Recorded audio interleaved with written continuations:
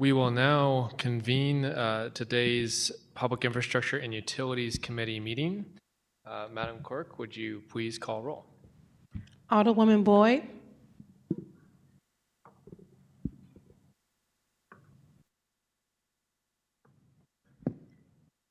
Alderwoman Clark Hubbard. Vice Chair Schweitzer. Present. Present. Alderman Devotie. Alderman Cox Entwee. Present. Alderwoman, I'm sorry. Alderwoman Boyd. Microphone. You're trying to figure that out.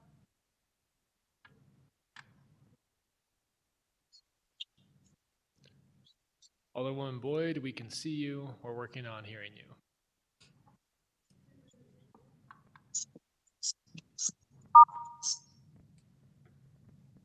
Alderwoman Boyd. Aye. Present. Alderwoman Clark Hubbard. Alderman Devote.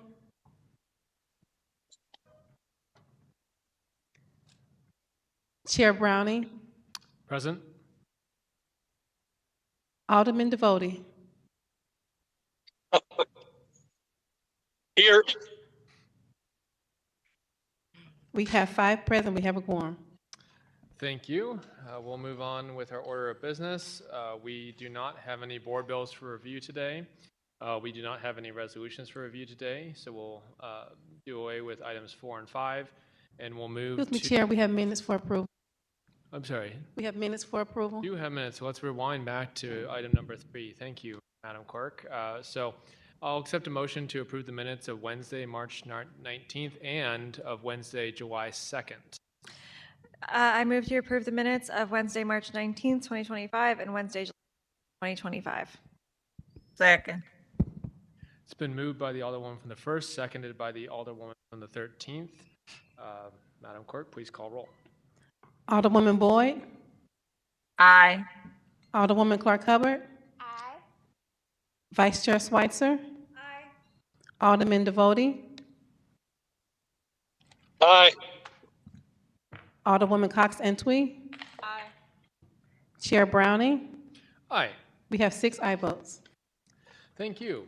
And now we'll move on to item number 6, which is discussions. Before we start that, I just want to say a welcome to Alderwoman Cox Antwi, who is joining us from the 8th Ward as the newly elected Alderwoman. Congratulations to her, and thank you for joining our committee. We're excited to have you here. Thank you, Mr. Chairman. I appreciate it. So with that, we will proceed with our first and only discussion item, and that is our recycling program in St. Louis. We're going to start with a presentation from our legislative staff, and then we will move to a presentation by the mayor's staff, and then we'll do public testimony and questions. So thank you, everybody, for coming today. I know this is a very important subject to many of you, and we're going to have a good discussion. So LAs, take it away. All right, before we get started, do we need to be sworn in? As employees of the city of St. Louis, I don't believe you need. Okay, great. So today we're going to be sharing a presentation. Apologies. My name is Christian Bishop. I currently serve as the legislative assistant to Alderman Schweitzer of the 1st Ward. My name's Caitlin Smith. I am the legislative assistant for Alderman Browning. We have been asked to research the solid waste systems and recycling systems of various cities across the country. Today we'll be presenting a presentation, hopefully, once it's up on the screen, about that research that we've done, beginning with our current system here in St. Louis and some systems across the country, as well as 2 other countries that we looked at.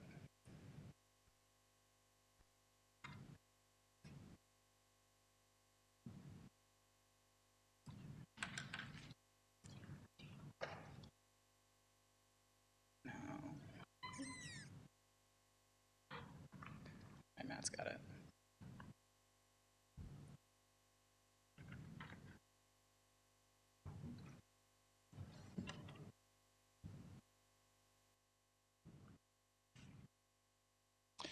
All right, while we're getting that up, we'll go ahead and start with our current system that we have here in the city of St. Louis. Next slide. first one with the next one. Thank you, Madam Clerk. So in the city of St. Louis, we provide trash, recycling, and yard waste services to most residential buildings in the city of St. Louis, as long as they're under 6 units. There are exceptions, however, with prior approval from the Refuse Commissioner and a formalized agreement.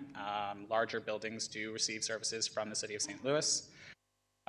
We provide monthly bulk pickup on a rotating schedule to our residents. One point of interest is our diversion rate. Diversion rate is the amount of material that is collected that is diverted from landfills.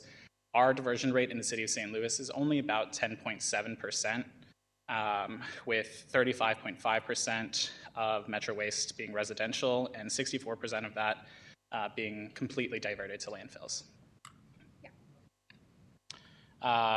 Next slide, please. Next, we'll go into some of our ideal recycling systems. In our research at 13 cities total across the United States, as well as lighter research into the solid waste systems of Germany and South Korea. Over the next few slides, we're going to outline some cities that we've identified as ideal systems. This is due to their high diversion rate, as well as their ability to offer and/or mandate recycling and composting programs. Diversion rates, as I mentioned before, are the amount of material that is diverted from landfills. Okay, first we have, back one slide, should be Austin, Texas. It should be back 2 slides, I believe. But Austin, Texas has a zero waste ordinance. Most of these cities in the city have zero waste ordinances, which is similar to the Vision Zero, which is it is the city's goal to get to zero waste at some point in time. Every city has a different goal. The most interesting thing that Austin has is most zero waste ordinances also require recycling and or composting, either for everyone or businesses or units over a certain size. But Austin also requires food permitted businesses to have at least one organics diversion method. Food permitted businesses are one of the largest producers of organic waste, and so also allowing it to go to multiple different methods allows it to work with each individual business. They also have that general contractors must reuse or recycle at least 50% of the construction and demolition debris, just because so much waste is generated at one time, and this lets at least 50% of it be reused or recycled. Like most cities that we have found, the city of Austin only utilizes roll carts. There are private dumpsters, but there are no city dumpsters that the city of Austin is in charge of. There are some cities that have drop-off locations, and those are their only dumpsters, but the only city, we'll get to it later, that has city dumpsters that are like in alleys is Seattle, that we researched.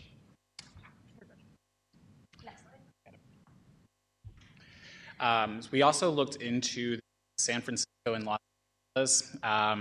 As you can see, the city of San Francisco, the city and county of San Francisco has an ordinance that mandates recycling and composting for all residents. There is also a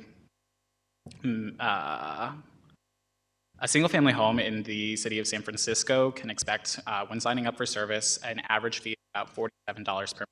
That fee does vary based on container size. The company that San Francisco has a partnership with, Recology, is focused on diversion. So they offer roll carts in sizes between, I believe it is 16 gallons all the way up to 96 gallons, which is max. That is the size of our roll carts here in the city of St. Louis. In their fee structure, they do offer a discount to larger multifamily buildings. So that is defined as any building over 5 units, as well as business or commercial customers that incentivizes recycling or diversion. The city of Los Angeles operates under a similar system, but it's completely managed by their municipal government under LA Sanitation or LA San. Currently, the city is undergoing a public comment period to increase their solid waste fee. It hasn't been increased since the 2008. Currently, it sits about 36.32 for a single-family home. It's expected to increase by 180% by the summer of 2029, growing to, I believe, $96.32 for a single-family home. Another interesting point about Los Angeles specifically is they do operate under a 4-bin system. So they have bins for solid waste, recyclables, yard waste or yard debris, as well as manure. I guess they have enough horses in the city of Los Angeles that they have to offer that service. Let's see. Back one. We also looked at Pittsburgh, Pennsylvania. Thank you. The city does not currently have a fee associated with their collection. It's derived through the General Revenue Fund, which is paid through property taxes. They are currently looking at implementing a fee in hopes of reducing property taxes. The city doesn't actually issue receptacles to residents. They do, however, mandate the size of receptacles as no larger than 35 gallons with a tight-fitting lid. Other requirements are put in place that are more stringent. This comes from an overhaul of their solid waste chapter in their code, which they completed, I believe, last year in 2024. It mandates certain requirements such as the cart can't be placed outside for collection earlier than 6 p.m. the day before, it can't be placed out later than 6 a.m. the day of collection, and it can't remain out at the curb past 10 p.m. the day of collection. Otherwise, residents do risk incurring a fine. Let's see. This is one here. Next is Philadelphia. The two interesting things about there is that they have, if you have a private dumpster, you must get a permit from the city and put a medallion on it. And if the medallion is lost, you have to get a new one. They have different prices for these medallions based on if it is on private land versus if it is on public land. And the purpose of these is so that way they know who owns the dumpster, and so if it is causing ADA issues, they can reach out, or if it is constantly overfilling, they know who to reach out to and who is responsible for the dumpster. They also have a specific license for tire dealers in which they have to get a tire dealer business license, and this requires tire dealers better records of the tires they receive and dispose of, as long as also use an approved hauler to get rid of the tires. Next is Seattle, Washington. Like I mentioned before, this is the only other city that we researched that uses city dumpsters, and they mandate that everyone recycles and composts from single family to commercial businesses. They also have one of the highest diversion rates with 60% from 2019. They will give warning notices to anyone who either there are recyclables and yard waste in your trash, or the opposite. And then you get 2 warnings, and after 2 warnings, you can face a $50 fee. And then for commercial properties, it's a little bit different. It's 10% of the total volume. And then also pricing is set up to encourage the least possible. And so basically, recycling fee is included with the trash fee, and then yard waste is about a third. The size of it is about the third of the fee for trash. But the average single-family home monthly refuse bill is around $100. And then, yeah, every place can choose exactly what size they want. So they have anywhere from 1 to 8 cubic yard dumpsters and 12 to 96 gallons trash cans, roll carts. All right, so we're going to be moving into comparable cities or comparable waste management systems. These are systems that we identified as being similar or comparable to the city of St. Louis regarding many aspects. I believe this first is Nashville, Tennessee. Yes, so a lot of these are Midwest or city, or they are, the last one is Baltimore, which also has county, and then separate city-county. Nashville also is a city that only collects roll carts. They also, the other interesting thing is that they do not collect glass because their manufacturing plants around there don't handle glass well, and specifically makes their machines break, and so they just do not accept glass because if the glass breaks, it can get into things and break everything. So, 1 second. Can we get the next slide up? oh yeah. Thank you. And then, so they also recently have made a zero waste plan with lots of recommendations on what they want to do, and part of that was talking about prioritizing what is most effective for recycling. Next slide. Next is Cincinnati, Ohio. They are a little bit more similar to us, where they have some dumpsters, they have drop-off locations, 16 in their city, and then they only have roll carts for everyone else that the city picks up. They're also a little strange because their waste management is done by a county level. So Cincinnati is in Hamilton County, and that's all managed by the same people. So they have, I talked to someone who controls it for Hamilton County, and they talked about how when a specific location they're able to track starts to have a lot of contamination, they will lock the dumpsters with the bar, and so it's only able to be lifted so far, so you're still able to recycle, or they will put in slits, so again, you're not able to put an entire trash bag into the dumpster. They will also, their drop-off locations are multi-stream, as multi-stream as it can be, basically, because that is their goal, is that if we only have drop-off locations, we want it to be as effective as possible. And then they have also just recently started piloting recycling dumpsters for some of their large apartment buildings. And one thing that they've done is they're putting in cameras in the dumpster to not see who's putting things in, but to see what is going in. And they're able to flag when/if improper waste is put in. They also include recycling training as part of their employee onboarding program, and require all permitted public events and events held on city property to use the best available recycling practices.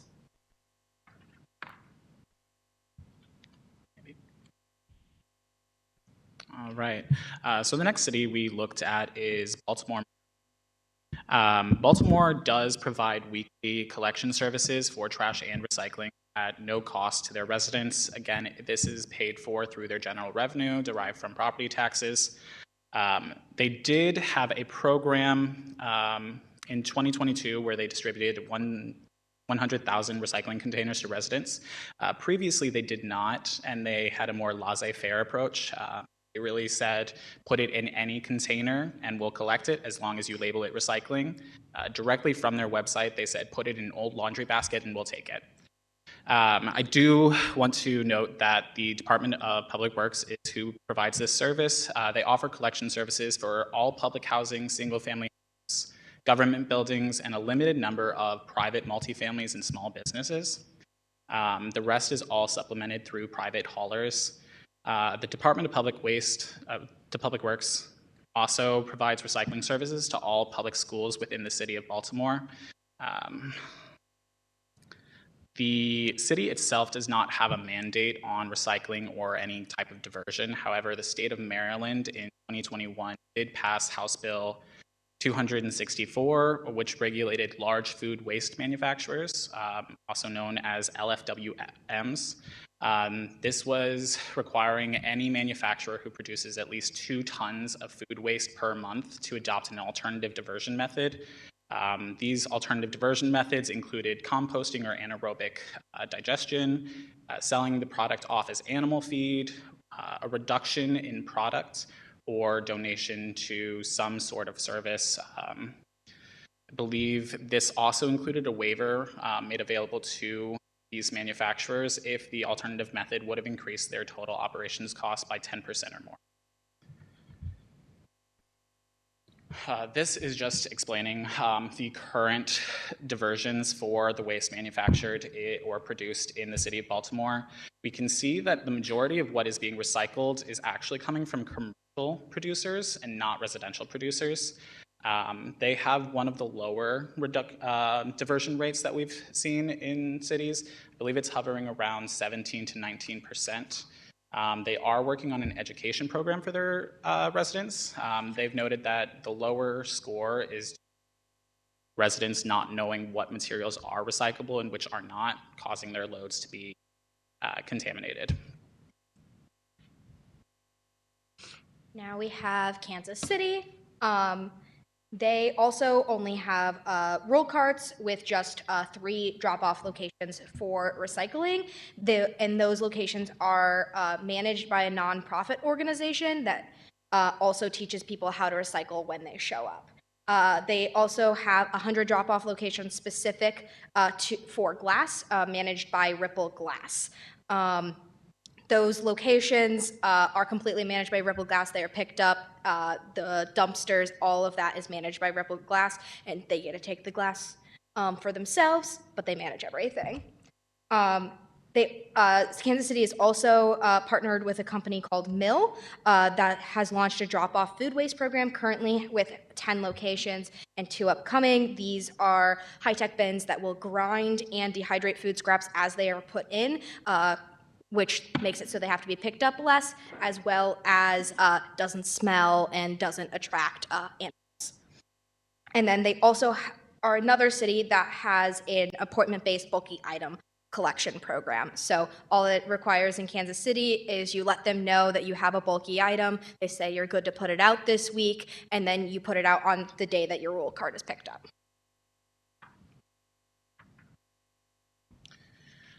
Next, we'll go ahead and explore some cities and or countries that we identified with different models. I believe we're starting with New York. New York, famously for a long time, just put its trash onto the sidewalk. But starting around 2 years ago, they have started moving away from that. Almost all of the boroughs, other than Manhattan, all have roll carts now. And then Manhattan, they're still figuring some things out because it's so densely populated. They are looking at a lot of different solutions, including they have started using a dumpster that uses side-loading garbage trucks. So we'll maybe finally have a partner in that. They mandate both composting and recycling, and will have fines if it is not done properly. And those fines are a lot less for small places, but if you have a property with more than 9 units, they're higher fines. And then they also use a dual recycling method with separate recycling for metal, glass, plastic, and then cardboard and paper.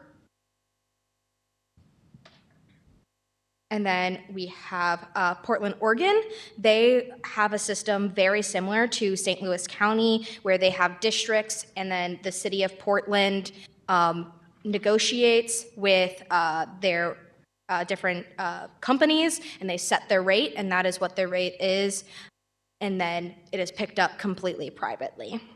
They also have a mandated multi-stream system. Most places are dual, but they also have some places that have recycling, where plastic is separated as well.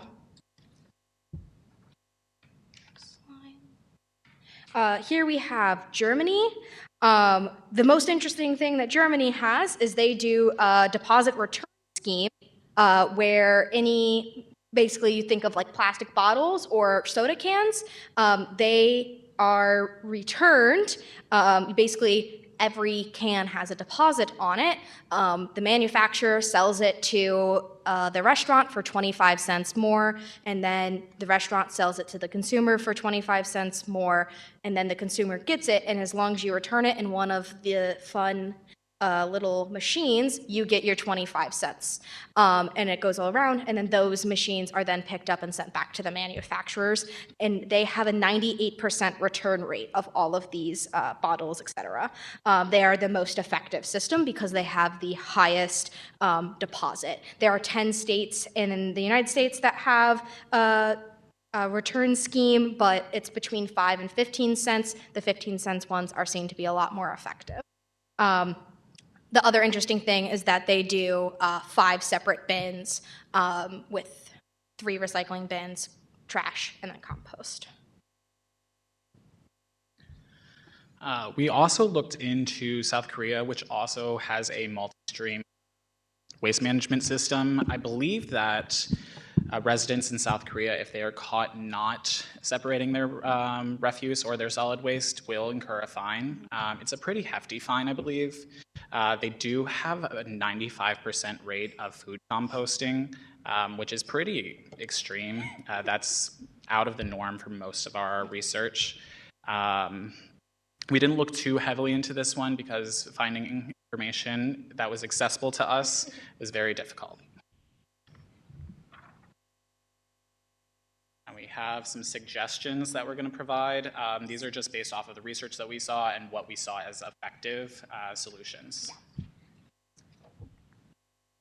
Try to go quickly on these, but there are the permitting private dumpsters, like I talked about with Philadelphia. That way we can know who has what dumpsters. I know it's a huge problem for us in the 9th Ward with people putting them into the sidewalks, and then a sidewalk is no longer accessible. The other big thing is doing on-demand bulk pickup instead of doing a rotating in the different parts of the city, just because I think it's a large problem where they're behind by 1 week, so something that's supposed to be out there for a day or 2 then is there for weeks, and it becomes a large problem, and then you don't really know if it was an illegal dump or it was just someone who thought it was this week, but really it was last week, and now it's going to be there for an entire month. I think this will make it a lot easier for us to know what is illegal dumping versus what is a resident, and there are a couple different systems. There's systems where they have a specific day where you're an appointment and it's like, this part of the city we do on Mondays. And then there's Baltimore has a different system where they do 600 pickups a day, and then they schedule you out for however many days in advance that is. Then the other thing is doing multi-stream recycling at especially at drop-off locations. If people are going to drop-off locations, they're more than likely very avid recyclers, and so it's important to then be able to keep them separated so that way they are actually recycled at the most effective rate. And then also including recycling training as part of employee onboard, because it begins with us, and then you have lots of advocates for recycling that are all around the city. That is from Cincinnati. And then we have quite a bit of long-term solutions that need a little bit more research to see if they will work in this city or require a lot more, like an entire bill, et cetera, to change. Doing the tire dealer business license that Philly has done. And Philly also did a legally posted signs program where like illegal signs that are in their right-of-way that are often predatory in nature and often also end up as litter. They will have a specific day every year where you can return in those signs for 50 cents per sign, up to $250. And the first year that they did it, 8,000 signs were collected. Then doing composting, either reimagining how yard waste dumpsters are used or adding it to drop-off locations with similar things that Kansas City has. 33.3% of St. Louis waste from the Brightside research from 2018 was organics, so it's a large portion of St. Louis waste. And then we have Philly also did a program that has mandatory community service hours for illegal dumping as a diversion program. And then from Cincinnati, they required their permitted public events and events on city property to use the best available recycling practices. I also think this is important for just generally reducing litter. I know sometimes after someone has a birthday party at one of the pavilions, especially I've seen sometimes at Carondelet, where afterwards there's litter all over the place, and it's good to know that you have someone that you can follow up with. And then requiring food permitted businesses to have at least one organics diversion method. That is from Austin. A lot of, especially restaurants, a lot of their food ends up being wasted. The EPA report says 4 to 60%, so it's a wide margin, but that is what a lot of restaurants are known for, or also grocery stores.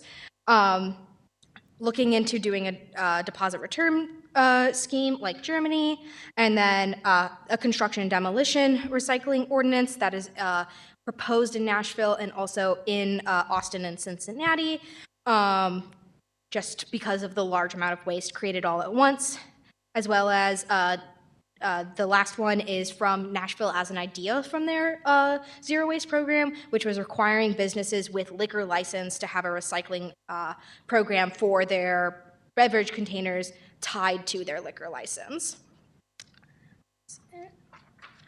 And then quickly before we open it up for questions, I would like to note that of the cities that we identified as ideal, all of them do operate multiple drop-off locations that are multi-stream and are staffed by employees either with the city or by the company that they partner with. Over there at the side table, also with the alders, you guys have this little table where I kind of try to summarize which each city has, since I know that's a lot of information. So there's that.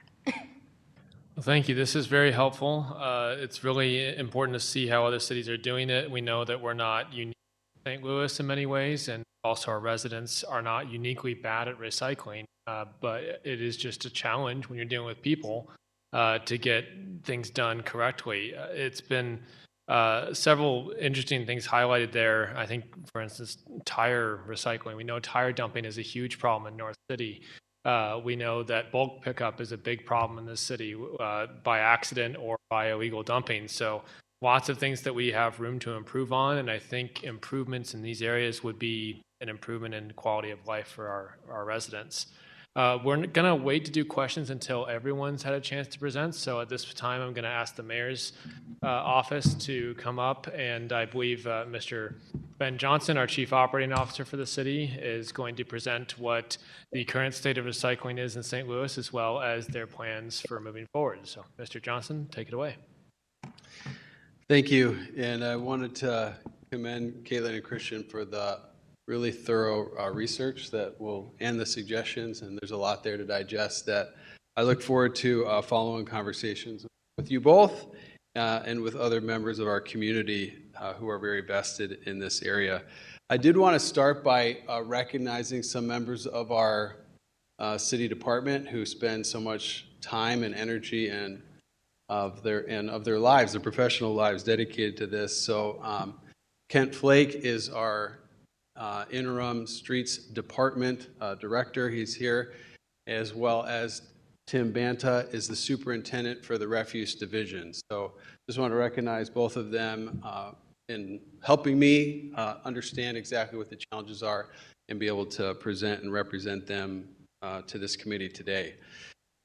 Again, my name is Ben Johnson. I have been the chief operating officer of Mayor Spencer's team and her administration here for just over a month. It has been a privilege to be a part of her administration, and just early on, it was clear that this is an area in high quality city services. Clearly, is one of her very top priorities, and seeing what needed to be done here on recycling and refuse more broadly was at the top of the list for high quality city services. I just retired from the military just a little over a month ago, so I came out of uniform 26 years in the Air Force and came right into this role a week later. And my professional background is as a military pilot, and principally as a cargo pilot and a refueling pilot. And so I've been operating big equipment for most of my professional life, moving things around. And then as I progressed through the ranks in the military, it was like organizing, leading, in many of the ways that these gentlemen are doing for the city of St. Louis.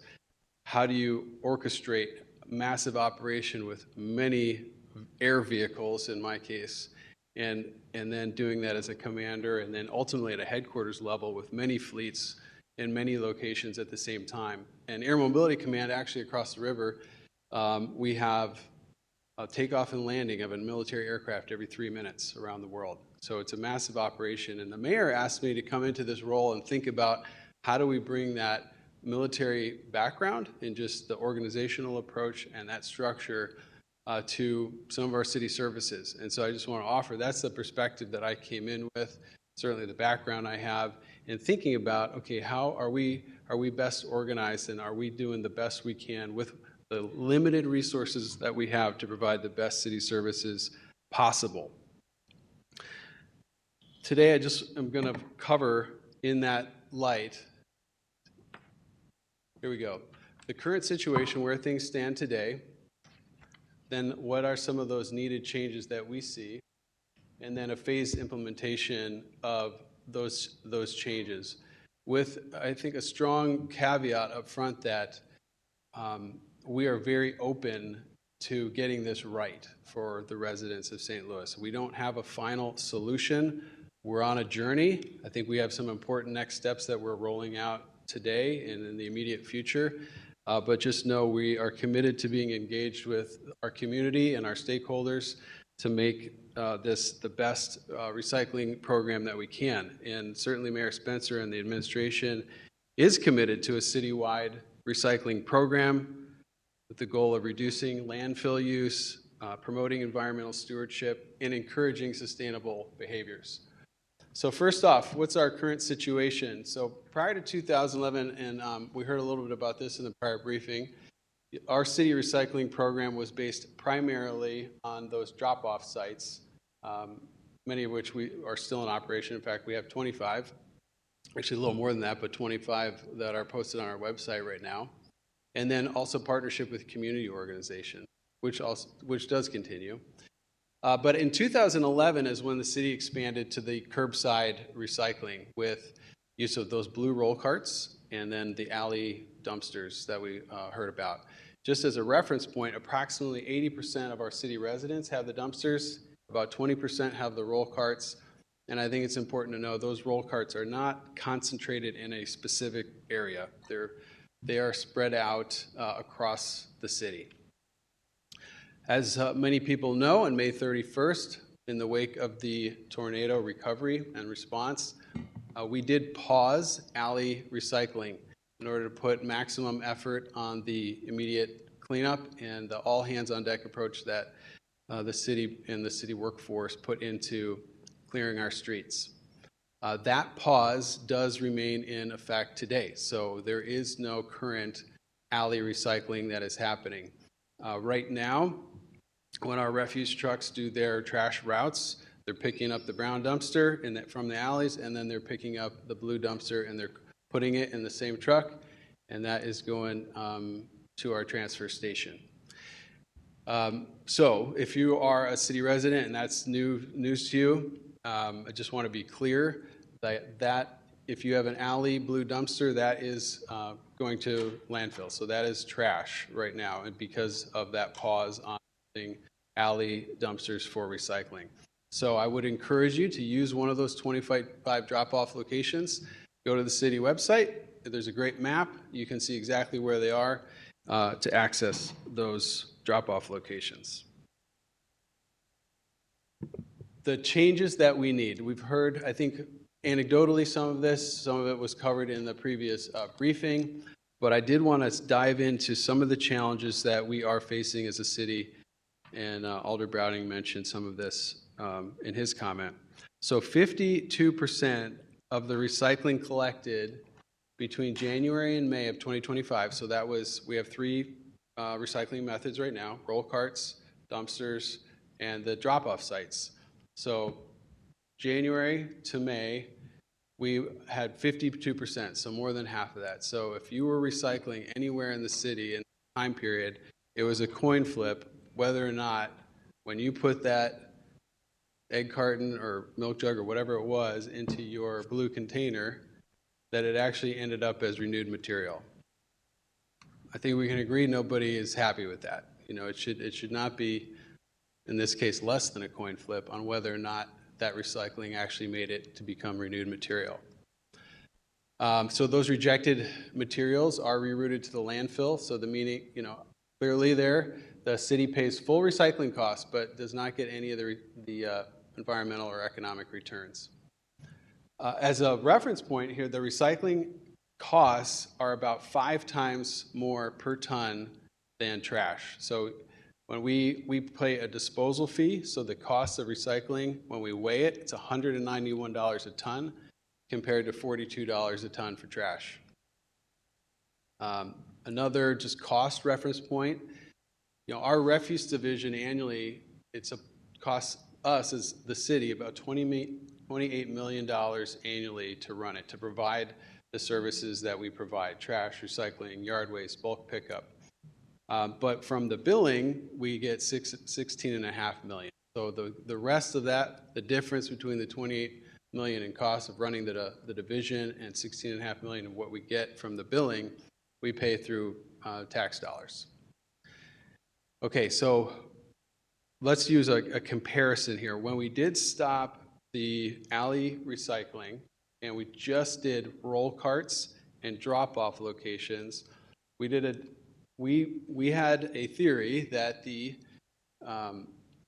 rejection rate, the contamination rate would be a lot less, and it turned out to be true. When we did a data poll on this and we looked at the middle 2 weeks of July when we didn't have alley recycling, we saw the contamination rate go from 52% to 20 to 25%. So again, that's based on just roll carts and drop-off locations. And the bottom line there is it is far more effective. Those two means are far more effective than when combined with the alley dump. So just as a quick visual, if you look at the red column here, that's all recycling methods in those 5 months of January to May, 52% of contamination, meaning it got rejected by Republic. And then just when we had the roll carts and the drop-off sites, it was between 20 and 25%. So a huge improvement, much better than a coin flip in terms of effectiveness of that program. To do just a cost breakdown on this, you can see when you look at the disposal fees, of course, on just the left side of this, we're talking about a huge difference between what we pay to recycle and then the trash.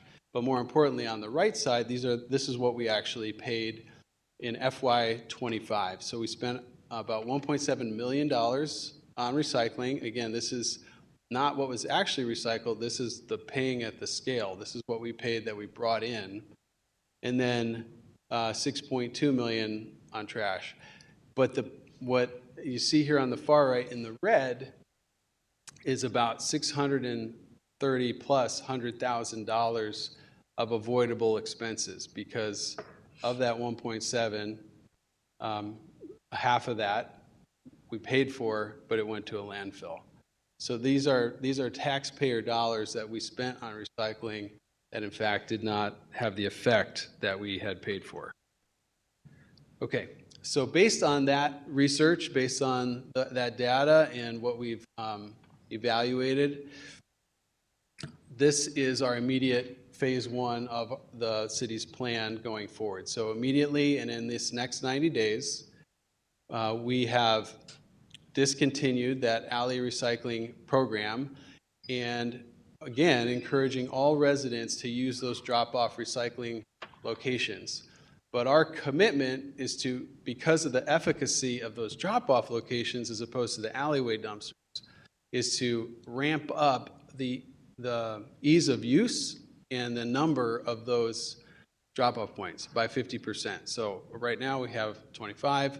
We're going to add at least 13. The team who's sitting behind me and I, we've been working hard on this to identify those locations, work with the stakeholders where those locations are located. And our goal is to have a drop-off location within a mile of every person's residence in St. Louis. So to make it, even though for many of our residents, we'll lose the convenience of that curbside recycling, which again is only as reliable as a coin flip. We're increasing those drop-off sites to increase the overall efficacy of the program. and also with an eye toward making it easier to get to the drop-off sites by making more of them.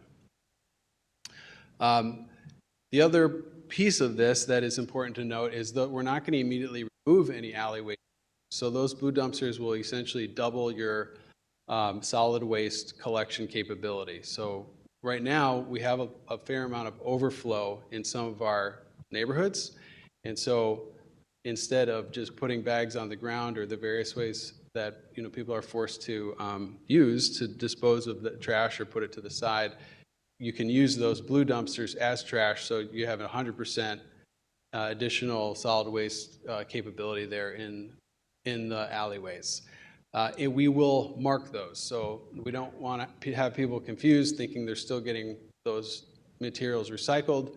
And so we've ordered essentially some of those large stickers that are currently markings different forms of refuse. We'll put those on the blue dumpsters so that people know it's actually for solid waste. We're also planning to audit all of our accounts. We have a sense and some based on some feedback that we are providing services at some locations to include individual properties that aren't paying those fees. So we just need to make sure that the services that we're providing are actually being paid for. And then we are working some workforce changes. I'm working with the leaders behind me here to really try to maximize route completion across the city for all of our refuse routes. And then the final slide here is just phase 2 and phase 3. So as we look past the next 90 days and thinking about, okay, where do we go from here? We do want to continue to engage with our community, with the stakeholders, the community organizations that are very active in recycling, and examine best practices like we heard this afternoon, and incorporate those suggestions and take a harder look at those and what's feasible here in St. Louis. In addition to that, incorporating the feedback that we get back from our audit to improve our operations. And then we do want to look at implementing enhanced recycling options. And we heard some of that today. We heard some of that last week from some of our community organizations. What are some things that we don't offer that we could offer? And then importantly, this is really toward all of our refuse collection, is we are initiating here shortly a grant-funded equipment modernization program for our trucks. Right now, we operate on paper maps in our vehicles, and we are planning to modernize that with a tablet base. So just like you probably follow a map in your car when you're going somewhere, we're planning to do that to make it more effective and more efficient for time for our driver operators, so that when if they get a vehicle, okay, they're going to be on Route 12 today, and they just hit it and they go right off to their route. Right now, we don't have that capability, so we'll be implementing that. And then finally, phase 3, as we fully implement that program, which will take some time, evaluate next steps on ways to further improve our route completion rates, and then refine and adjust implementation of anything else that we've learned along the way to include suggestions from community organizations. So those are the things we're doing. I didn't mention up here, but also remains important that came up, is increasingly focused on illegal dumping and what can we do there, both in terms of fines and deterrence and detection, and making sure that that's part of our way forward as well. So with that, thank you for the opportunity to present here today, and I'm ready to hear any questions. Thank you so much, and another thank you to our legislative staff for the informative presentation. I think we have a good basis to proceed as we look to improve this program. At this time, I think we'd like to hear public testimony, if the committee is good with that, before we move to questions. If you'd like to give testimony, we're going to try to be conscious of the staff's time here and try to be out of here by 5 p.m. So I'm going to 2 minutes each.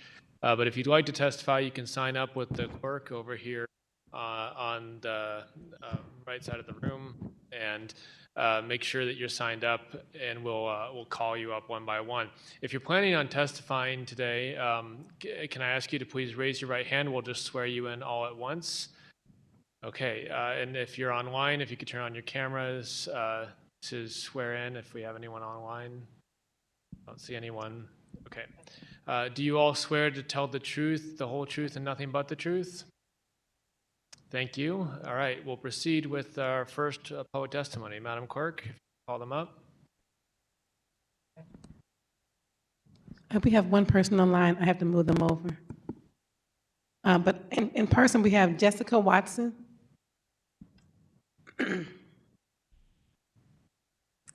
Thank you. My name is Dr. Jessica Watson. I am the Executive Director at Earth Day 365. We are a long-running environmental nonprofit here in St. Louis, Missouri. We've been involved in the waste management system here for over 30 years. We currently divert over 13 million pounds from the landfill through our programs in event sustainability, our Recycling on the Go program, and especially through our Green Dining Alliance, which keeps food waste out of the landfill. We also run hard-to-recycle fairs, gather up to 20,000 pounds in 3 hours. We've done 2 of those this year. So we know this. We really want to be involved in helping to find the solution.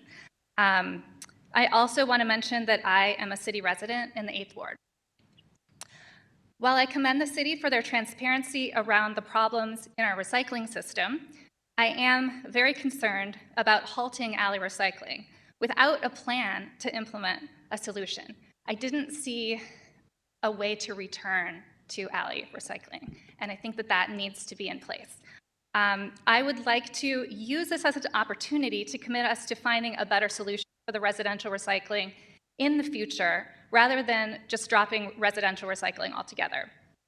I am pleased to hear that the city is expanding the number of drop sites, but it is very important to acknowledge that this system is far less accessible for the elderly, for those with disabilities, for those who lack transportation, and even just those who live in apartments and might not have storage space. For this reason, I'm proposing the creation of a public recycling task force comprised of concerned citizens, civic leaders, and subject matter experts. The city has already received my proposal on this matter, and I can submit it to the Board of Aldermen as well. It would gather public comments, investigate solutions employed by similar cities, which we've already got a great start on from that amazing presentation that we just heard. I would love it to work towards getting a zero waste plan. I heard that mentioned several times, and I think that this could be a wonderful way to get a first draft of that that we could submit to the Board of Aldermen and to the mayor. And we would submit a report to the city within 6 months. So I urge you to accept help from your citizens who care deeply about the issue, because residential recycling is a basic public resource that all of our citizens deserve. I have many of my colleagues and professionals that are eager to serve on this and offer help to the city. If we want to be seen as a vibrant and innovative place for young people to settle and raise families, residential recycling is non-negotiable. I think we need to get back there. Thank you for your time. Chewy Lovelett, Ward 7. Hi, I'm Shy Levelette. I'm a resident of St. Louis in the 7th Ward, and I'm also the Director of Operations for Earth Day 365, where I manage the annual Earth Day Festival in Forest Park, as well as the Recycling on the Go program that offers recycling and composting services for public events in the region. I work every day with the most amazing and skilled group of people to divert as much waste as possible away from the landfill so that we compost or recycle what can be made into new healthy soil or recycled products. This is grueling and physical work, and it's imperfect, as we've heard. Contamination happens, costs continue to rise, but my team and I continue to show up and provide these services because we signed on for a job working towards a clean, safe, and equitable city for all. So you can imagine my response to hearing that our mayor, who did run on a platform of providing consistent and reliable city services for the people, is starting off her tenure by canceling a crucial city service like alley recycling.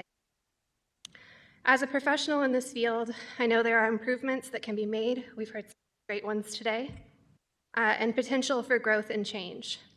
Ending this service without a plan for improvement or returning to alley recycling is denying the people access to a basic city service that needs attention and problem solving, not to be abandoned when the going gets tough. We are in a climate crisis exacerbated by the constant consumption and extraction of our culture. We must make brave commitments to the future if we intend to have a future at all. I'm in support of the proposal from Earth Day 365 and other local sustainability partners to call for the establishment of a volunteer task force to research the options and determine a path forward that is informed, equitable, and includes the voices of skilled professionals and those most impacted. Canceling this service is an accessibility failure as much as it is a climate change failure. When we prioritize drop-off locations and rely on privatization to fix our problems, the city is telling the people of St. Louis that don't have reliable access to transportation or leisure time to load up their car and drive it to the drop-off that they are not a priority, that their access to basic services do not matter. With a volunteer task force, the city would have the most invested and informed minds giving their time freely to weigh all the options and come up with workable solutions. The people are ready to continue this work because St. Louis will always rise to care for one another and to fight for our rights. When the mayor applied for this position, she signed on to work for us. You all answer to people, and we are here, the people, asking you to work with us on this for smart solutions. So what are you prepared to do?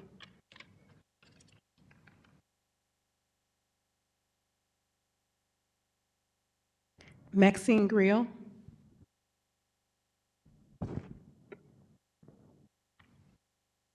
Hi, everyone. My name is Maxine Gill, and I'm a policy coordinator with Missouri Coalition for the Environment. And we are absolutely in favor of Dr. Watson's proposal for a citizen task force to improve recycling. And we are absolutely against the removal of alley recycling indefinitely. And we appreciate the opportunity to comment on this. We have been invested in this issue on behalf of our St. Louis membership, and we have been invested in recycling and environmental initiatives overall for over 50 years of advocacy for policy change that benefits Missouri's people in their water, air, and land. Recycling is a vital service our city provides that helps keep waste out of landfills and out of our environment, and we ask that the city move to expand and improve this program moving forward rather than removing alley recycling. As was mentioned before, in 2011, St. Louisans didn't have access to alley pickup, single-stream recycling, and as a result, only 6% of St. Louis total residential waste was being recycled. That year, when single-stream recycling bins were introduced, that nearly doubled our amount of recycled waste.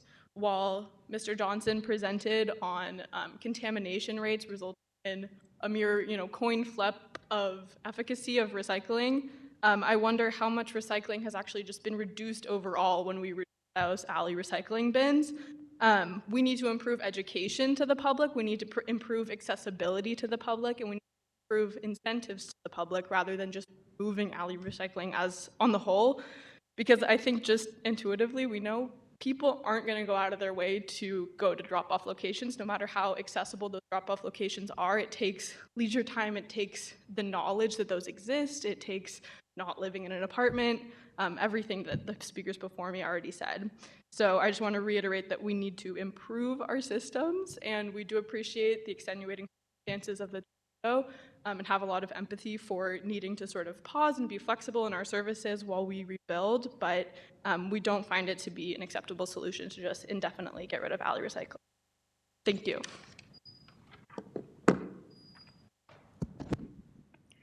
Maxie Gilmore. Glamour.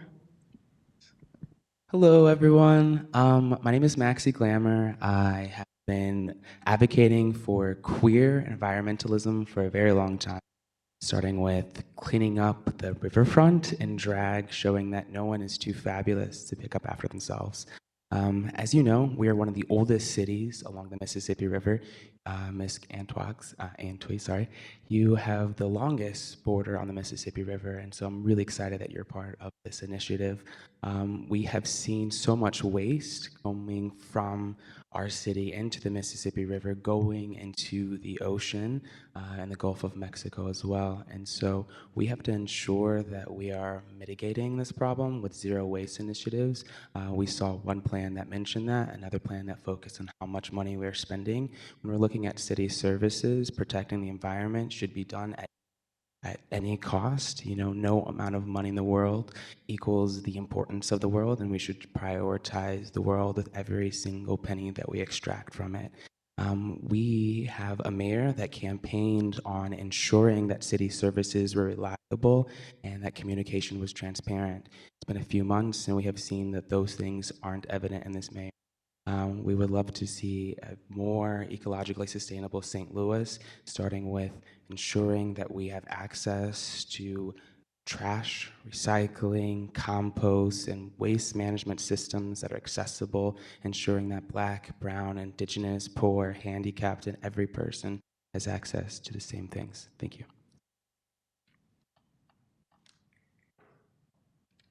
So, Chair, the next two people are online. These are the last two. Did you want to swear them in? Yes, those of you who are online, if you could raise your right hand and unmute yourselves. And do you swear to tell the truth and just the truth? I do. Thank you. Madam Clerk, you can go ahead and recognize them. Lindsay Bindle. Thank you. My name is Lindsay, and I want to talk today kind of about the larger systemic problem at hand. I am a homeowner in Bevo Mill in Ward 1. Since moving into my home, my partner and I have faced ongoing struggles with the trash situation in our neighborhood. Coming from one of the places that was presented on today, Philadelphia, a city known for its grit, and yes, its fair share of trash, I am familiar with urban living, but the consistent issues here are frustrating and dangerous. I am all for having the recycling dumpster continuing as it should, but it's not going to matter much if the dumpsters are never picked up. You may be aware that Philadelphia recently endured a successful strike by its sanitation workers, who fought for better conditions, fair wages, and respect. Their fight made one thing clear. Without hardworking, valued refuse workers, the city's cleanliness, safety, and health suffer dramatically. When workers are treated poorly, underpaid, undervalued, and overworked, the entire community pays the price. And make no mistake, this is what's happening in our neighborhood now. Every month, I make multiple requests for bulk pickup, yet the problems persist. Our city dumpsters, located right at the end of my driveway, are often overwhelmed by illegal dumping. Every morning, my partner and I wake up to find another piece of trash blocking our way to work or hindering our driveway access from the alley. Honestly, it becomes such a regular occurrence that I've started a segment on my Instagram called, "What Trash is in Lindsay's Driveway Today?" Sometimes it's a car bumper, sometimes a couch, and other times just everyday trash that we now feel responsible for cleaning up because it's right outside our door. The bigger issue is that refuse isn't being picked up on schedule, which only makes things worse. Right now, as we speak, there's a couch and a full-size chair dumped next to our dumpster, and the yard waste bin is so overfilled, it has created a mountain of yard debris, which has the potential of catching fire if a cigarette or spark lands nearby. This isn't just about inconvenience. This isn't just about, are we going to recycle? Is it trash? Is it not trash? It also poses real safety risks for my family, our neighbors, and the environment as a whole. Sure, we could try to put cameras up on every corner and enforce ticketing, but that's a Band-Aid on a bigger issue. The real solution is simple and proven. Hire enough refuse workers, treat them with dignity, and pay them fairly. As the Philadelphia Sanitation Workers Union has shown us, the key to clean streets and healthy communities is respectful, well-supported workers who are equipped and motivated to do the job right. When refuse workers are compensated, respected, communities are safer and cleaner. This problem isn't just about trash or recycling, it's about respect for essential workers and about the kind of city that we want to be. We need the city to invest in its sanitation workers, its sanitation programs, and through that, invest in our neighborhoods. Our community deserves better. Thank you. Thank you. The next speaker online is Jacob Bourne.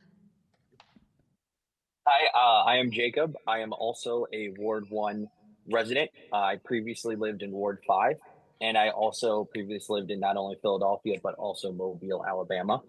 In Alabama, we had similar drop-off sites like are being proposed. In Ward 5, I had a roll cart, and I currently have an alley recycling bin, and can attest that the trash pickup in Ward 1 has less than desired. I apologize if this is an oversimplification, but a quick back of napkin math from the presentations today from the city is that this looks to be about a $630,000 problem a year of not having proper recycling techniques. With the current 2025 population of St. Louis being 269,000 people, that comes out to approximately $2.50 per resident per year. As we currently know, that is less than a tank of gas. So under the city's current proposal, they are taking away city services of having this alley recycling and putting the onus on its residents to do the work that the city is supposed to be doing at a cost over the course of a year that is less than it would take one trip for a resident to go to this recycling plant and back. And that does not take into account also, like people have mentioned, the time that it takes for residents to do that and the accessibility for the number of residents. We have seen across the state that Kansas City not only has recycling for free, but also is working on composting as well. And so as a citizen of St. Louis, it is disappointing to see the city want to regress while other cities in our state are progressing. And I know that I believe it was Ben who was quoted in a St. Louis Today article today about ending the bin recycling, saying that the citizens are still getting a good deal, even if we're only paying $14 a month for our trash. I would beg to differ because we are going to be paying more for less services by not having our recycling here. If the cost comes out to $250 a person per year, I would gladly have that added to my bill. So that way we can not only pay our sanitation service people the way they need to, but also provide this infrastructure to cover the approximate losses here. So I am against completely removing alley dumpsters. I would highly encourage ways to find roll carts for everybody and to keep this basic service that the mayor ran on and that the citizens of St. Louis voted for her on.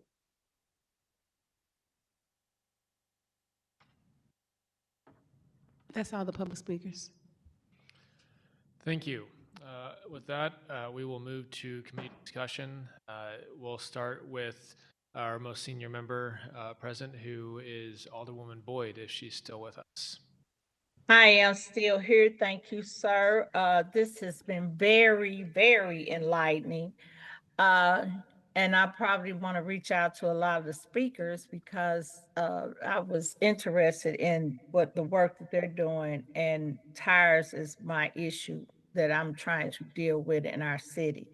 So right now I have no questions, but it was great presentations, and thank you everyone for coming and giving us the information. Thank you, Alderwoman. Alderwoman Clark-Hubbard. Thank you, Mr. Chairman. Thank you to the presentations on the legislative side. You guys did an amazing job. Your passion showed in your presentation as well, which made it engaging. Not to take away from you, Mr. Johnson, because the presentation from the city was open as well, and appreciated that I'll be able to take this. This is what I love about our meetings captured on STL TV, that we'll be able to now share this with our community, right?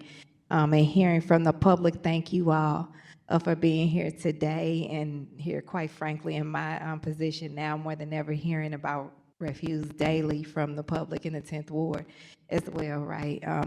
I will say that this is an issue that I have heard since I've been in office. I was actually one of the advocates for the drop sites when we had to move the drop sites before, and moving forward, I do want some clarification because I think some people might have heard that they would have to drop it off at a center or a site, and I think they need to understand that the sites will be intentionally in neighborhoods and in areas and within so many feet or of the neighborhoods, you know, and that as we move forward in this to find the way. Dr. Watson, thank you. Your input here and in other spaces that I've heard from you and the other speakers today, I absolutely myself could speak that I know that I would be in support of the task force, and then standing up and being supportive of however we can work together, right? This public-private dual partnership to do it and do it right. Everybody knows on the backside of that, I absolutely support our workers. Thank you. You know, I can't say thank you to all enough. We have not only our refuse department here, but I would be remiss if I didn't acknowledge our Citizen Service Bureau, our Neighborhood Stabilization Director that's here as well, listening. Our health department is represented here as well, listening. So the city departments are engaged. You know, this is an issue and want to, I'm sure, be engaged in the solution. So I will continue to listen, offer my support, and work with whomever. But I did, Mr. Johnson, or Director Flake, or whoever wanted to answer. I wanted just for clarity, for the people listening to know that these drop sites, where you all are planning to set them up and how that will look in the interim while we work towards getting back to our program. Yes, ma'am. The current laydown of the drop sites is depicted on the city website. So if you go and you just drill down to refuse and then recycling, it has a movable map there, and you can see where each location is. What it won't account for quite yet is where those additional 13 locations will be, and we're working actively on. We have a draft, and essentially we're creating, you know, a 1 mile ring around every drop site and ensuring that we have equitable coverage across the city. So, you know, that we'll be pushing those out across the next 90 days. So it's not like it won't be one day we have 13 more. And so we'll just be updating our website as we place the new sites out. And I know that you all go by the data. That's why it's important that we put those CSB reports in and see where the need is, in alignment with how we report from our constituents, which is how we picked the sites that we had in the former 26th Ward at the time. And so please, I want to offer my support. If there aren't any in the 10th Ward, I know where the concentrated areas are, people that are really dedicated and wanting to recycle, and you can work with our neighborhood improvement specialists, and we can work together again so that I can support you all in your placement. Thank you very much. We'll work with this committee and with the Board of. Thank you. Thank you. And before I recognize Alderwoman Schweitzer, I just want to say thank you to her. She is who pushed for this hearing today out of concern for her residents who are bringing up this issue to her a lot. And I think that's really responsive leadership, and I appreciate that. I think this has been a very productive conversation so far. So with that, Alderwoman Schweitzer, do you have any questions? Thank you, Mr. Chairman, and thank you for saying that. I think sometimes we just forget that the communication is the most important part of what we do here. Building trust in government is about explaining what government is doing, why, and making sure our constituents know. So in this situation, there are a few things that I wanted to point out from the presentation. One of the people said, you know, this is a basic service. I do agree with that. Dr. Watson, I appreciate that you said that the phases need to include the pathway to return to alley recycling or individual housing recycling.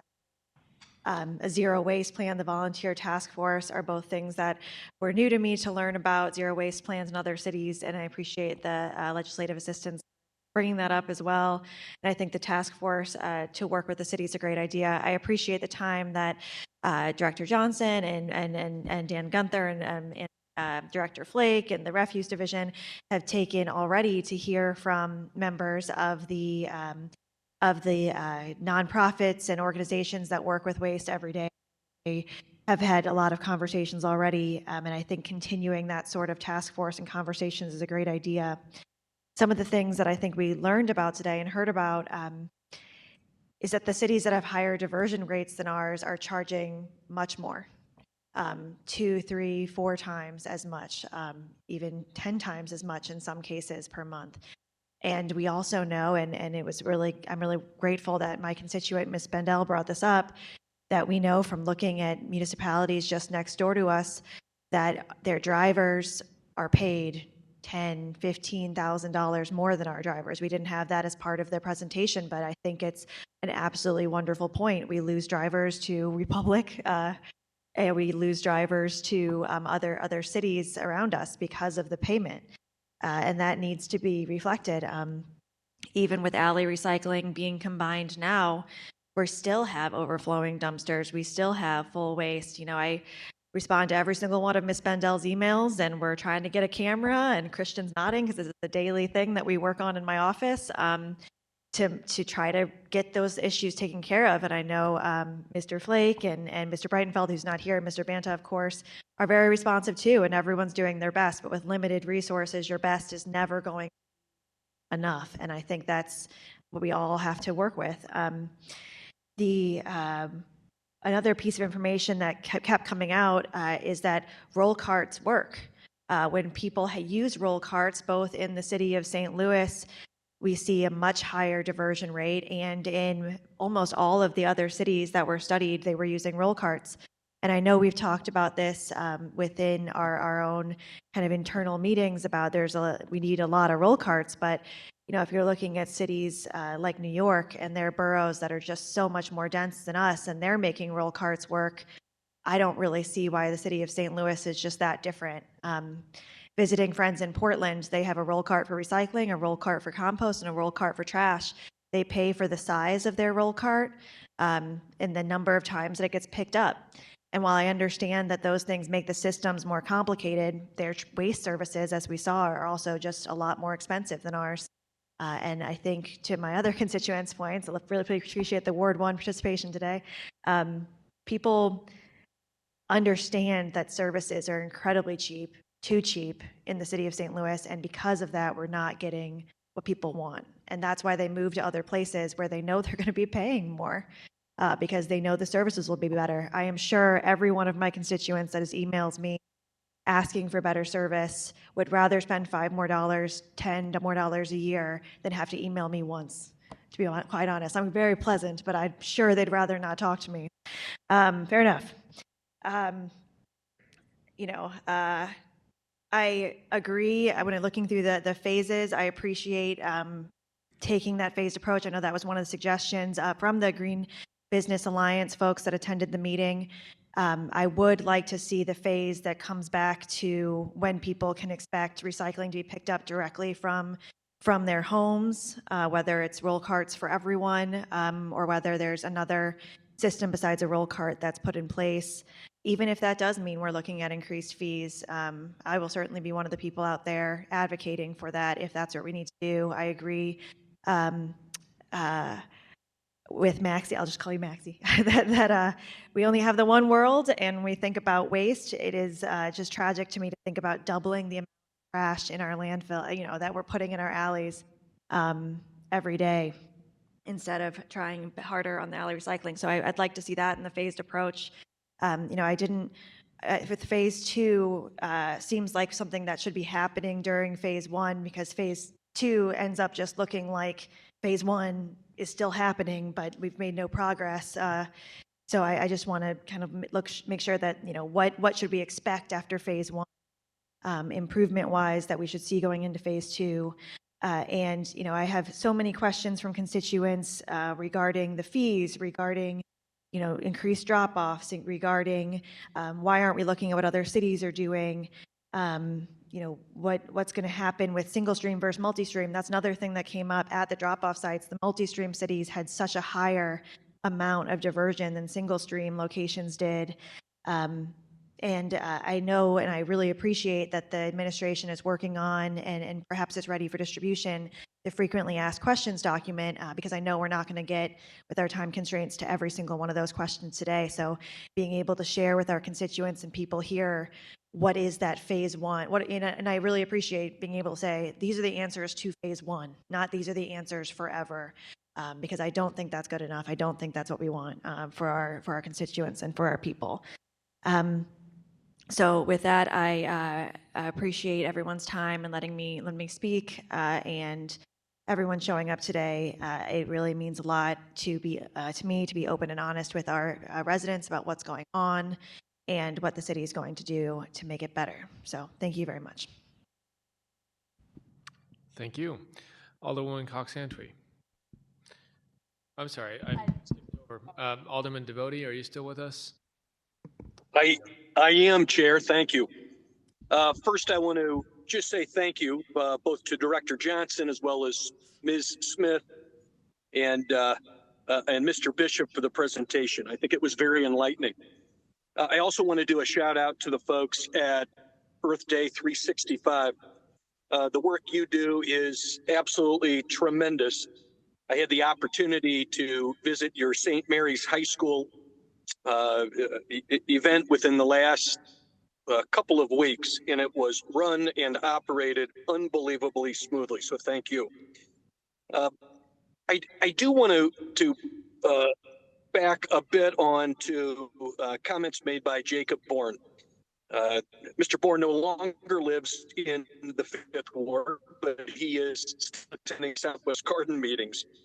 And he knows, as well as anybody, how hot this topic is and how it dominates nearly every neighborhood association that we are participating in speaking with residents. One of the common questions that we have is, how much of our $14 goes to recycling? If I could have somebody answer, I think I know the answer, but if I had somebody answer what that is, and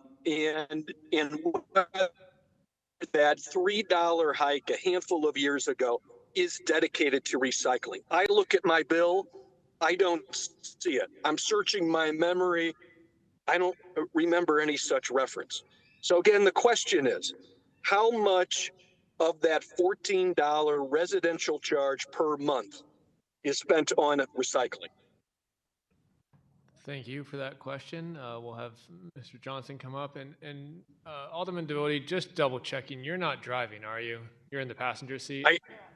I am not, Chair. We talked about this. I'm going to pick my son up. I've got a driver, so I'm sitting in back seat, listening and participating.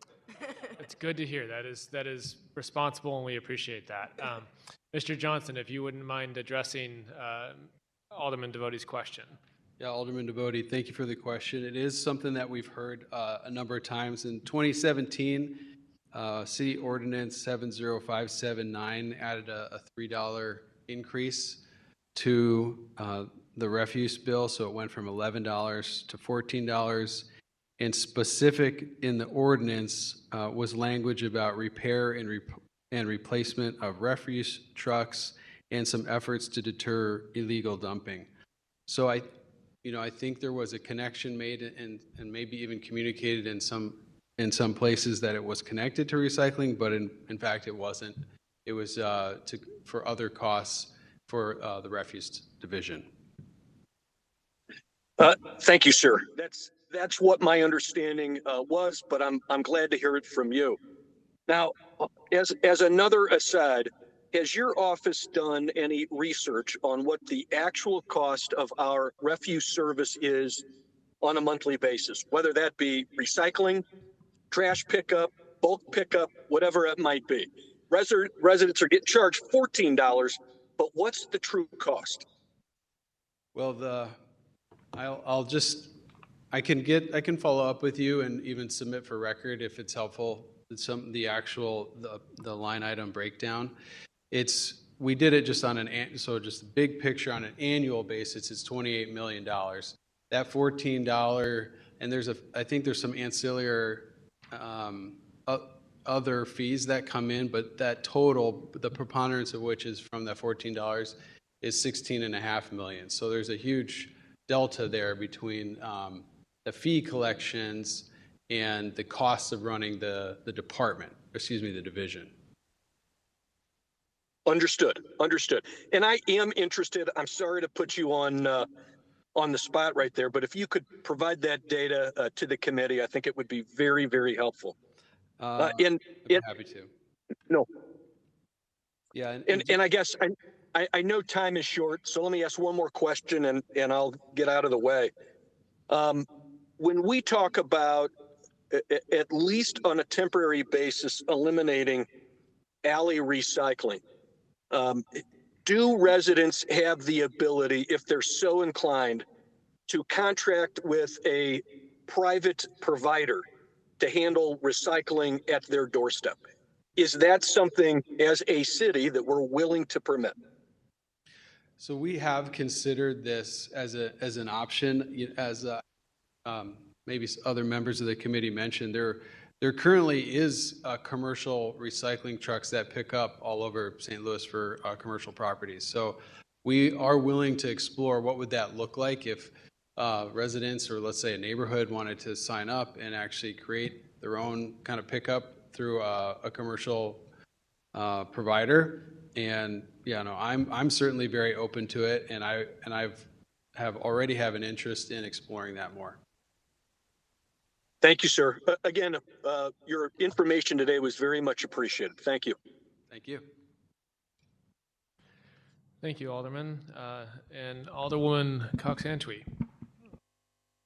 Thank you, Mr. Chair. And thank you, echoing all of my colleagues that spoke before me, to all of the speakers that came out today. I think your presence and your words only underscore the urgency of this conversation. As Maxie reiterated, for all of us, we have to recognize that environmental sustainability is important, not only to providing services, but also to protecting our planet. And I think everyone that spoke today acknowledges and recognizes that recycling is a part of that system. So I want to appreciate and underscore that for everybody. I also want to lean in and focus on our first presentation by the legislative assistants. Thank you guys so much. I found all of this information very helpful. And I think one thing that really stood out to me that others have mentioned is that our goal as St. Louis is to have a best-in-class system to provide the best for our residents. And this chart that you presented before us clearly shows we're not doing that right now. And I think that is the elephant that does need to be acknowledged in the room. Obviously, we want to be able to provide recycling for our residents, but we also want it to work. And if we have 52% of our recycling being thrown out because it's not working, we're not providing that service accurately. And so I think what you've shown here highlights that. I also want to point out something that stood out to me about the way we're doing it. You guys mentioned here with the dumpsters, 80% of our recycling is currently being picked up by alleyway recycling, and every other cell on this sheet says that that's not the best practice, right? When we look at the cities that we're trying to align to. So I think we should recognize that. I understand accessibility is very, very important, but if the dumpsters are not providing the resource, it's not accessible to everyone. I think we highlighted here what does work, which is roll carts and drop-offs. Those are the two things that it seems like every other city that you outlined does and shows well. And so I think as the mayor's office is looking at what works, I think we need to call that out. We recognize dumpsters don't work, but we do have a documented series of things that do work that our peer and goal cities are doing. So I think that's a very important note that you brought before us, and I want to thank you for that.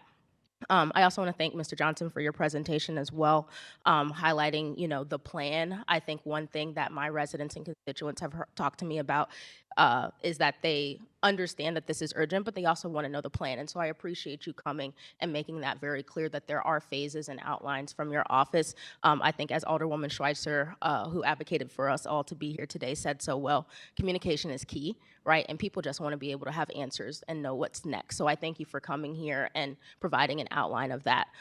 One question that I do have for you, I know we're getting close to 5, but I'm going to ask you to come back up here real quick. Is about the cost savings, because I think one thing that did get highlighted here in the speaker's remarks is the importance of making sure that our refuse workers are well compensated, and in order to do that, we need resources.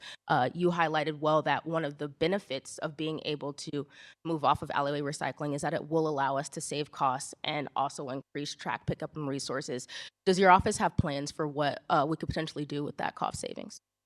So thank you for highlighting both of those issues, both like the cost and the pay issue that was raised a couple different times for our refuse workers. I can commit to this committee that is something that has my attention, my urgent attention. I actually am working with our budget director and also Department of Personnel on addressing that, and we're actually had a couple meetings this week about that very thing and trying to create a mechanism to address that and to incentivize route completion specifically. So that is, in a way, that's independent of the cost savings. So I do not have a specific plan for, say, if it is another $633,000 savings. Suffice to say, we already have a significant gap in terms of what the collection fees are and what the actual cost of running a department.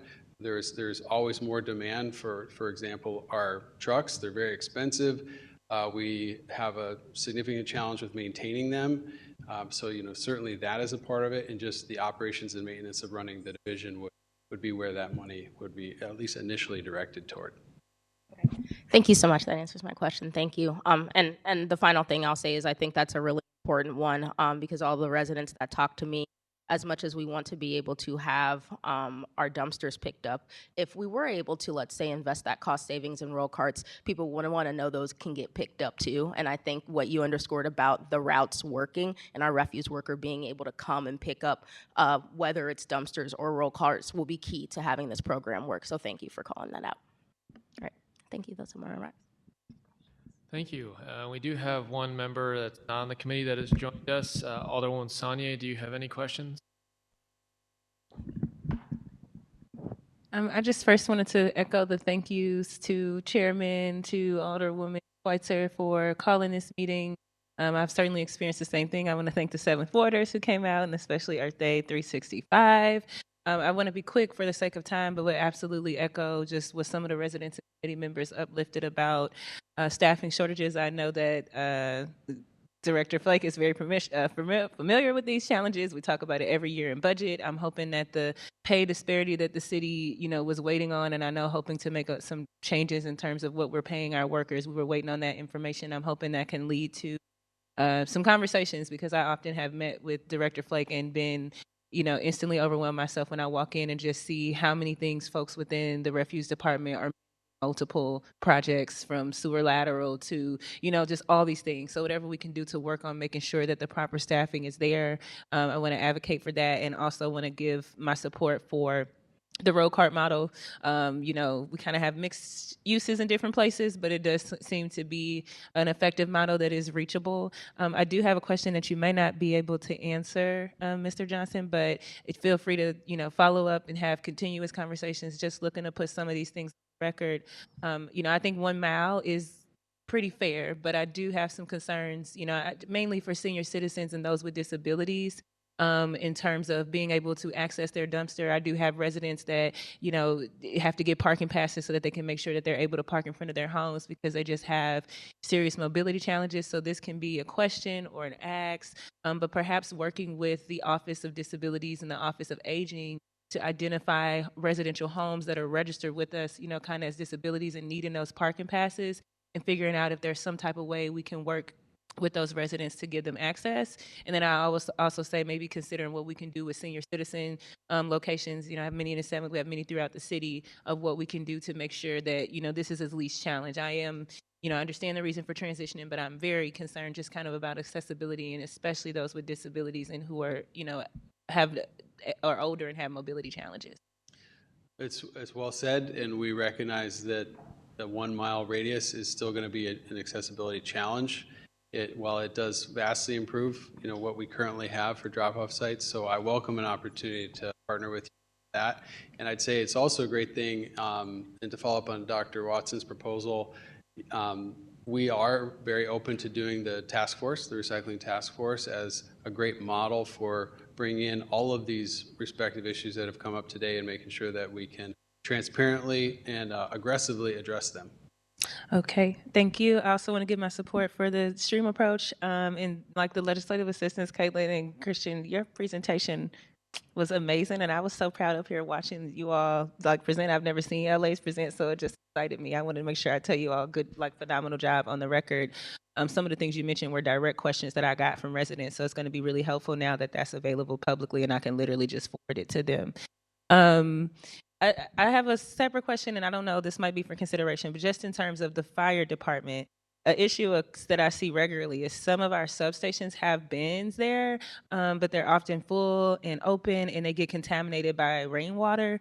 And I just wonder, as we're having these conversations and we're evaluating our system in place, is this an opportunity for the city to talk to our fire department about, you know, some of the mishap there, at least for the places in the 7th, a lot of their bins are always full, they're rarely closed, and it's often contaminated.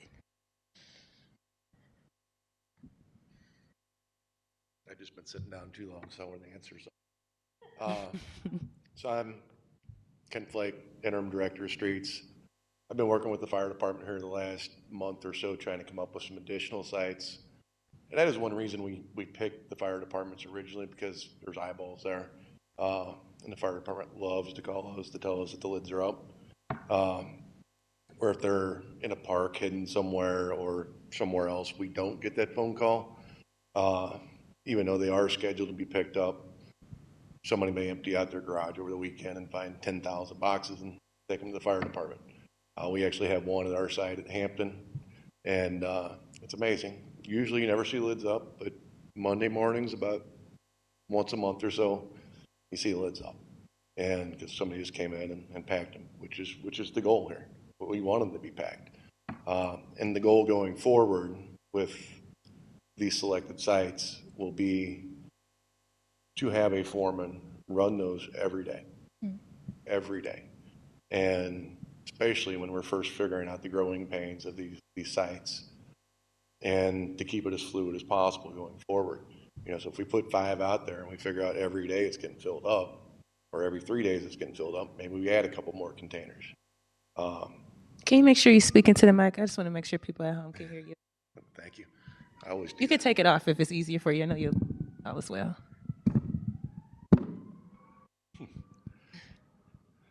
Yeah, so that's the goal, is to stay fluid with this, especially when we're first trying to figure it out. Is to have as many, we don't want to put 20 dumpsters where we need 5. That would be kind of ridiculous. But if we put out 5 and we figure out those are always full, then we're going to expand that. And if we need to find another location, we will. But yeah, back to the fire department issue, that was always the goal. And that's how it was originally set up, because they're there. They have eyeballs. They know how to get a hold of streets or refuse in order to report that the lids are up, and they love calling. So if they call, we know what they're calling for typically, though. So hopefully that answers your question. It does. I'm glad to hear that those conversations are happening for sure. And then I do support a citizen advisory committee. I think that would be a fantastic idea. I bet there's some folks in the 7th who are absolutely be interested in serving.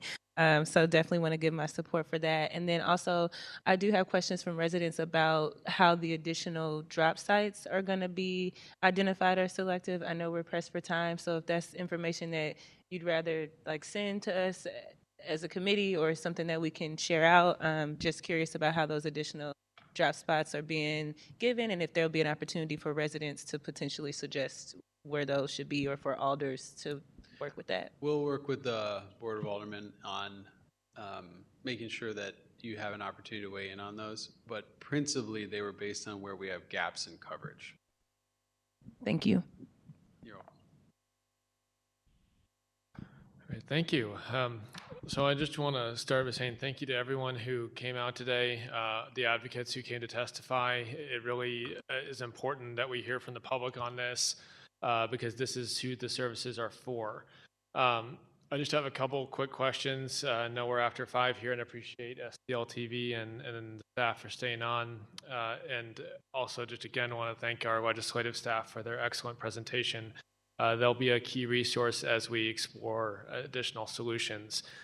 This chart that kind of breaks out the different cities is a really great resource to have, because we can see immediately where we are an outlier, and we can also see that we pay less than every other city for our trash services, which keys into things like compensation and paying for equipment and all that other things. So all important things. So the question I have for the administration is, we talked about tonnage in the cost per ton, but I'm wondering, is there a difference in alley recycling of the tonnage that actually gets recycled? And then as we look at data from drop-off sites, do we see an increased tonnage of things that are recycled from the drop-off sites, or are we seeing a decrease just because of the lower volume?